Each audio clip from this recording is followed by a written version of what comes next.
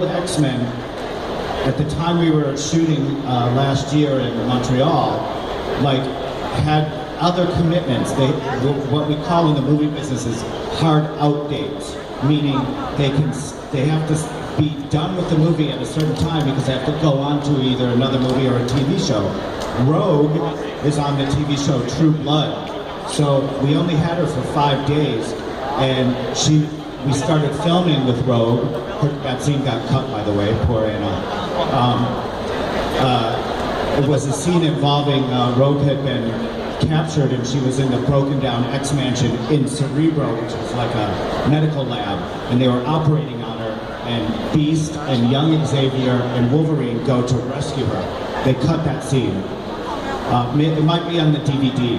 I think it is, actually. It's not. Oh, it's not? It's not. It didn't work. It didn't work. Also released next year, Yeah. an extended version with her scenes restored. It didn't work in the movie because it was confusing to start with that. And I just know that Brian thought that we need to pare down the story. It's a very complex story because it jumps time periods. And he was also trying, Brian always calls the X-Men Days of Future Past an in-betweenquel. So not a sequel, not a prequel, it's in between that. And he did a fantastic job with Simon Kinberg, the writer and the producer, and of putting those 3 storylines and making them make sense. And the Rogue scene was too confusing. It wasn't something that was advancing the story quick enough for the audience, so they cut it.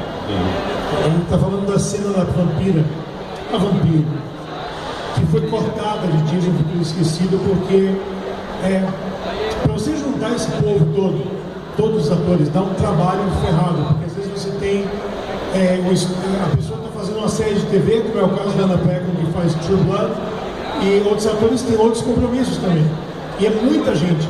Então às vezes você tem um cara por 5 dias, você tem que filmar as cenas dele todas, arrumar dentro da agenda por 5 dias. E a cena da vampira tinha isso. And how was it, Rogue scene?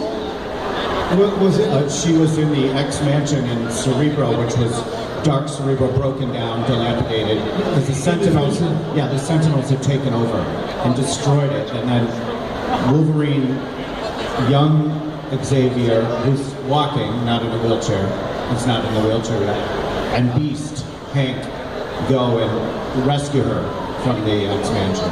That's the scene that got cut. But in the future with young Xavier? Yes. How was he in the future? Oh no, I take that back. He was in the wheelchair. He was in the wheelchair. He was in the future, so he was in the... But not James or Well, it was... Yeah, James McAvoy.